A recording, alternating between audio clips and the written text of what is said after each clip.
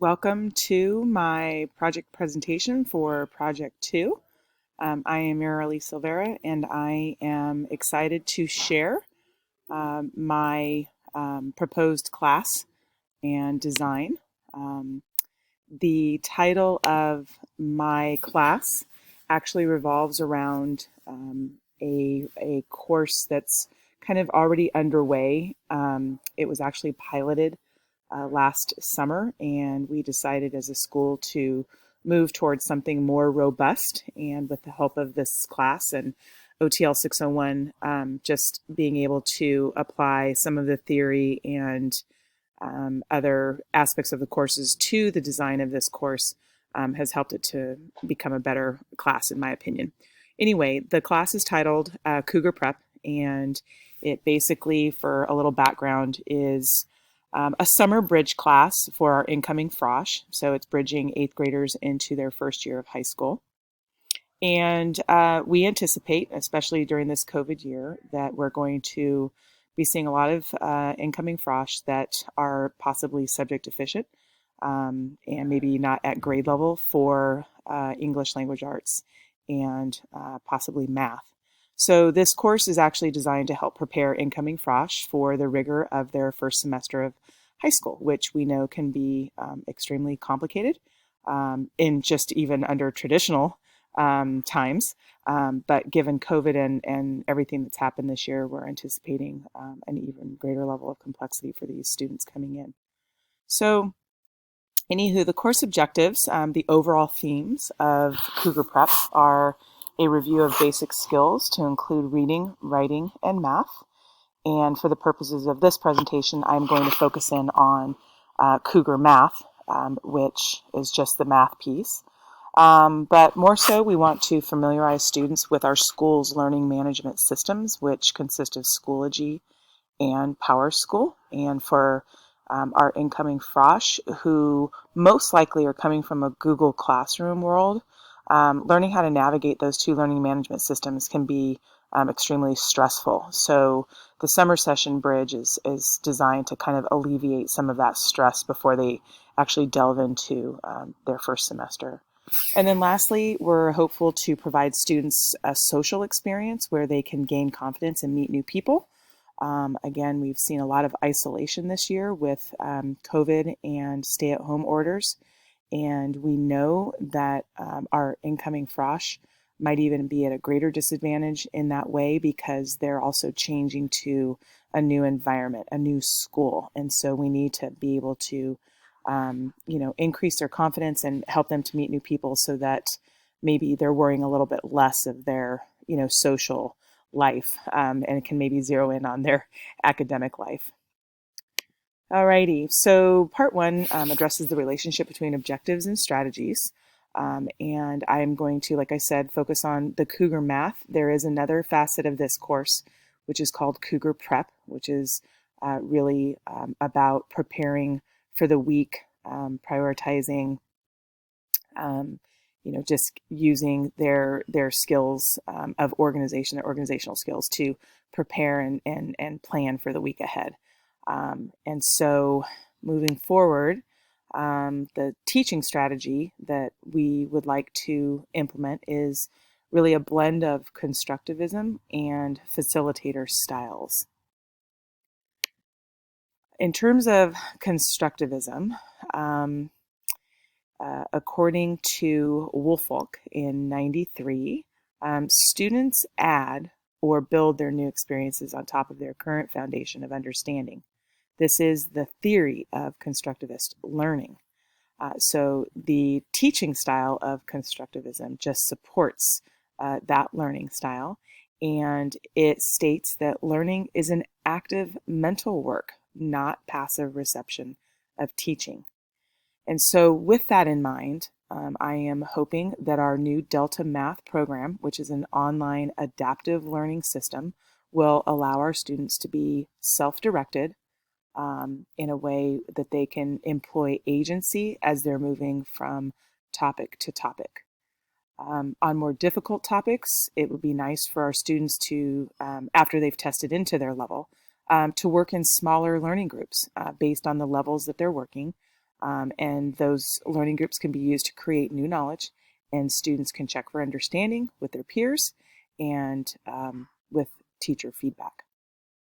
Scaffolding is inherent in constructivism in the fact that the students will be placed at a level that they demonstrate using prior knowledge as they test into the system.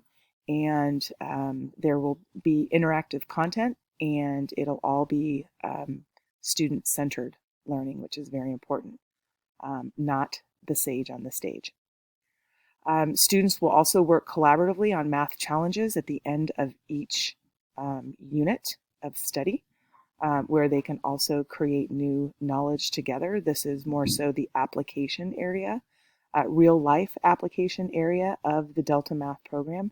And so with that, we'd like to add some kind of active learning activities that will help them to achieve those goals. The second style of teaching that we would like to use is that of the facilitator. And once students understand the Delta Math platform, there will be much student self-learning.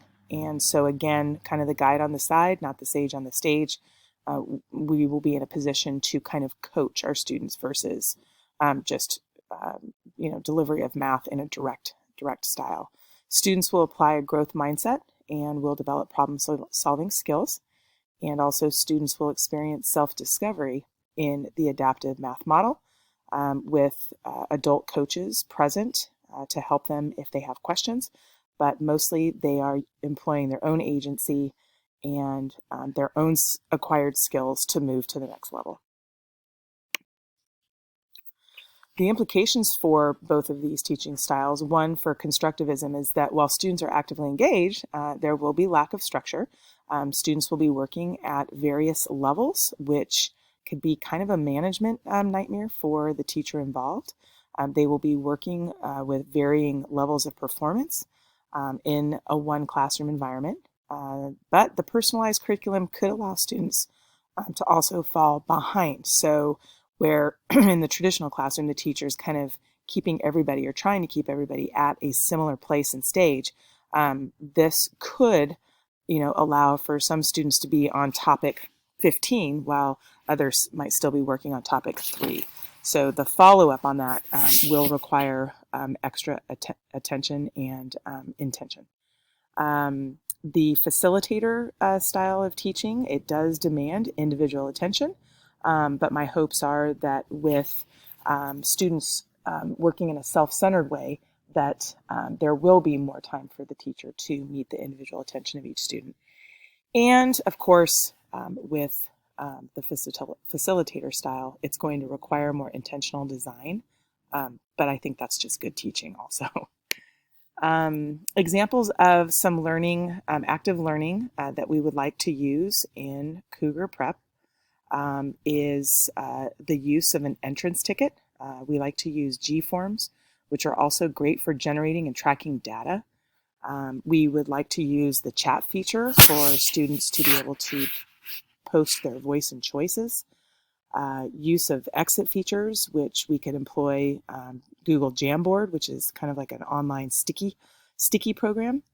They can think, pair, share when they're working on their Cougar Plan portion of their class time, where they can bounce ideas off of one another and share what they might be doing for the week, hopefully creating friendships, maybe sharing personal information, getting to know one another.